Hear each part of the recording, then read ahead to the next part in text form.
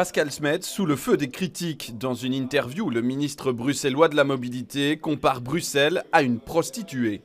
I compare Brussels very often with a whore, with a prostitute, because at the same time it's beautiful, it's very horny, but at the same time it can be ugly. Dégradation de l'image de Bruxelles, atteinte à celle des travailleuses du sexe et de la femme de manière générale, le ministre, lui, parle de comparaison inappropriée.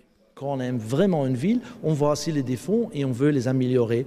Et dans ce cadre-là, j'ai utilisé une comparaison inappropriée pour laquelle je m'excusais. Des excuses qui ne suffisent pas à calmer la colère du Parlement. Rudy Verwoerd est sommé de s'expliquer. Ce n'est pas la fonction qui honore l'homme, mais la manière dont il l'exerce. Une fois, ça suffit, mais après, on passe à autre chose. Mais on ne peut pas reproduire ce genre de situation. Je pense que le message est passé. Il n'y a aucun membre du gouvernement qui ne peut aujourd'hui contribuer au moindre Brussels bashing.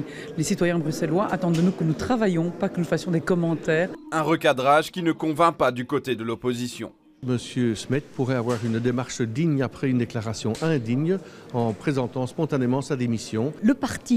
Le gouvernement doit voir, est-ce qu'ils peuvent continuer avec en leur sein un ministre qui tient des propos pareils? Ça me paraît difficile. Au sein même du SPA, le parti du ministre Smet, on appelle à un débat interne. Je pense qu'il y aura un débat interne pour pas que ça reproduise. Le plus important, c'est que ça ne reproduise pas et que M. Smet et l'ensemble du gouvernement continuent à travailler sur les réformes pour lesquelles les élections nous ont donné le plein pouvoir. Dérapage, recadrage, mise en garde. Pour le ministre bruxellois de la Mobilité, tous les feux sont au rouge.